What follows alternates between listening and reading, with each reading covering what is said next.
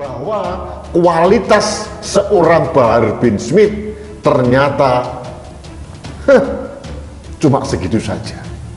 Kita anggap bahwa apa yang disampaikan Habib Bahar bin Smith bagian dari kritik keras terhadap beliau, supaya beliau juga paham soal agama, karena bukan ruangnya mungkinnya seorang jenderal bicara soal agama.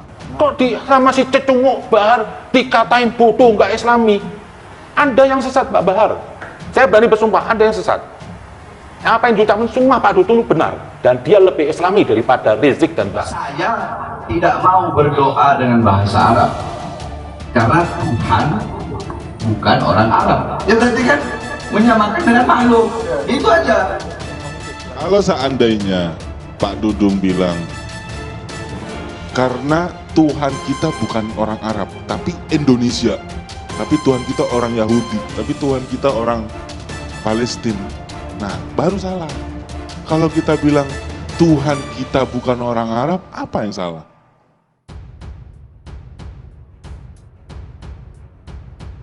Omongan LKAB nggak main-main, Habib Bahar bisa terpojok. Direktur Eksekutif Lembaga Kajian Anak Bangsa LKAB Rudi Eskamri menyoroti kasus Habib Bahar bin Smith perihal ujaran kebencian terhadap Kasada Jenderal Dudung Abdurrahman. Sebelumnya Habib Bahar bin Smith kembali mendapat sorotan lantaran mengaku tidak takut atas laporan terhadapnya soal masalah dengan Jenderal Dudung Abdurrahman.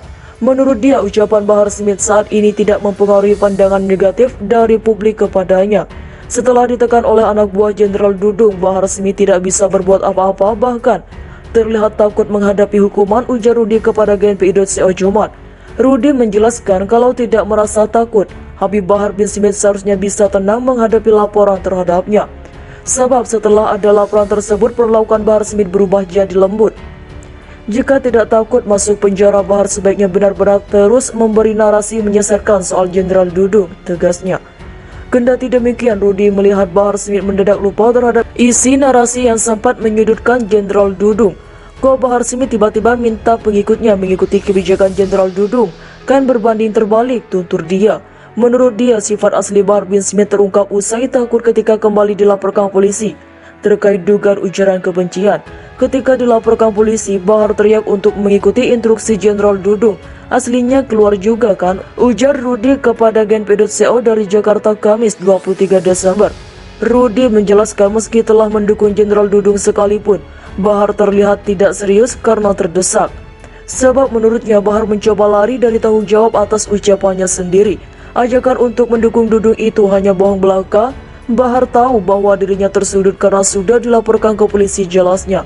Dengan demikian, Rudi menganggap kondisi itu tidak akan mempengaruhi laporan soal ujaran kebencian dari Bahar bin Smith.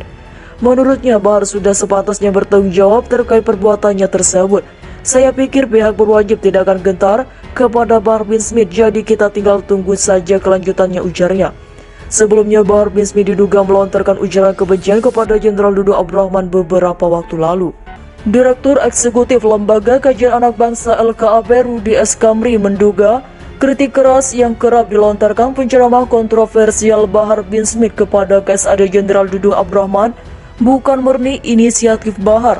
Rudi menduga pernyataan keras Bahar yang memojokkan Jenderal Dudung bisa jadi adalah pesan kelompok tertentu yang jelas punya tujuan terselubung.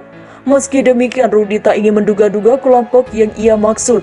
Saya duga Bahar Smith ini memang mendapat pesan untuk menyudutkan Dudung Abdurrahman, kata Rudi dilansir poplis.id. Saya pesan ke Bahar Smith untuk kembali mengajarkan Islam yang baik, jadi tidak perlu lagi mengurus Jenderal Dudung. Kalau dia ingin dipanggil Habib, itu sangat mungkin asalkan cara dakwahnya harus baik.